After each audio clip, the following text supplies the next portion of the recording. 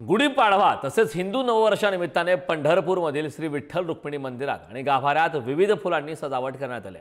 यामध्ये शेवंती, अष्टर, गोंडा, गुलाब, गड्डी जिप्सी अशा आकर्षक फुलांचा वापर करून सजावट केली। ही संपूर्ण सजावट पुण्यातील विठ्ठल भक्त नानासाहेब दिनकर पाचुनकर पाटील यांनी सेवाभावी तत्वावर केले। सुंदर अशा आकर्षक फुलांनी सावळ्या विठुरायाचे रूप अधिकच खुलून दिसते। याचाच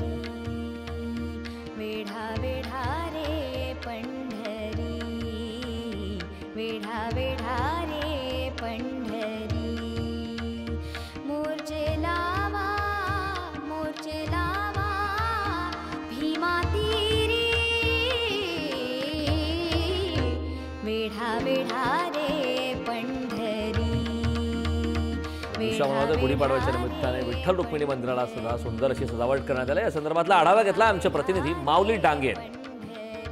3 मुहूर्तापैकी समजला जाणारा गुढीपाडवा व हिंदू मराठी धर्माच्या निमित्त विठ्ठल रुक्मिणी मंदिरामध्ये विविध प्रकारच्या फुलांची आकर्षक अशी सजावट करण्यात आली। आपण बघितलं तर झेंडू असेल, अष्टर असेल, शेवंती असतील, अशा जवळपास 1 टनाच्या फुलांची सजावट पुणे येथील विठ्ठल भक्त नानासाहेब पाचुनकर यांनी केलेली आहे। आपण बघितलं तर आज नवीन वर्षाची सुरुवात विठ्ठलाच्या दर्शनाने केली जाते। आपण पाहिलं तर राज्याच्या कानाकोपऱ्यातून विठ्ठलाचं दर्शन घेण्यासाठी आणि नवीन वर्षाचं स्वागत करण्यासाठी पंढरपूरमध्ये हजारोच्या संख्येने भाविक दाखल झालेत।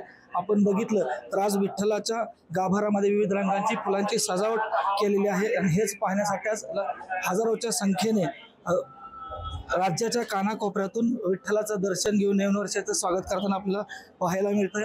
आपण एकंदरीत पाहिलं तर आज सकाळपासूनच विठ्ठलाच्या दर्शनासाठी लांबच्या लांबच रांगा लागल्या आपल्याला पाहायला मिळतंय।